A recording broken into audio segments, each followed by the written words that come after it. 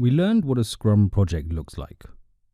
We saw how the project is executed in sprints, how the scope gets described through user stories and epics, resulting in the product backlog.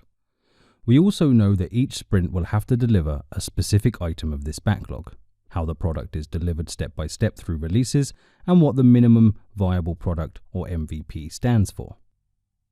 But what is the thing that is always behind all these concepts and activities? That's right, people.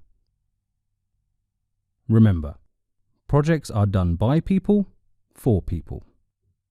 The Agile philosophy explicitly highlights this point, promoting close collaboration between those two groups: the people that do the project and the people that will benefit from the project. In other words, project team and project clients.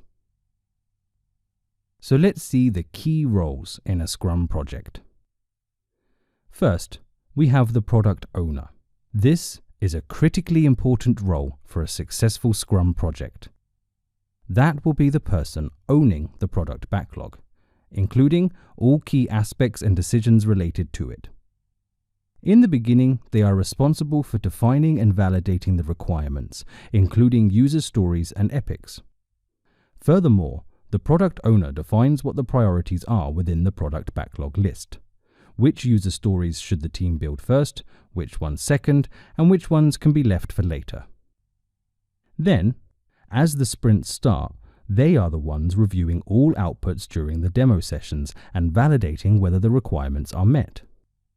And finally, they are the ones approving the finalized product at the end of the project. Wow, that's a big responsibility.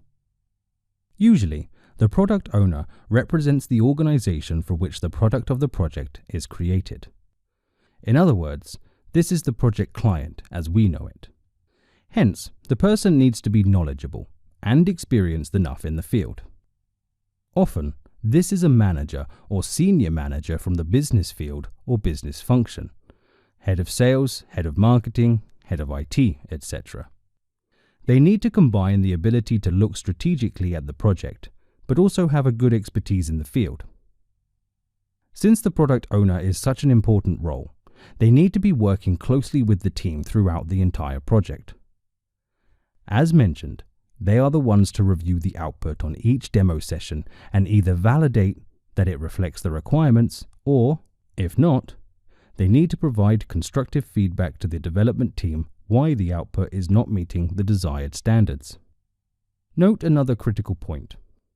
In between the sprints, the product owner is the one who can approve a change to the priorities of the backlog items.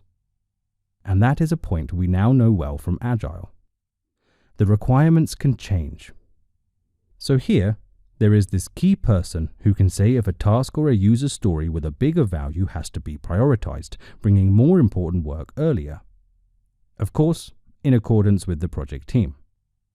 Perfect. We are ready to continue learning about the next key role in Scrum. Here comes the development team. See you in a bit.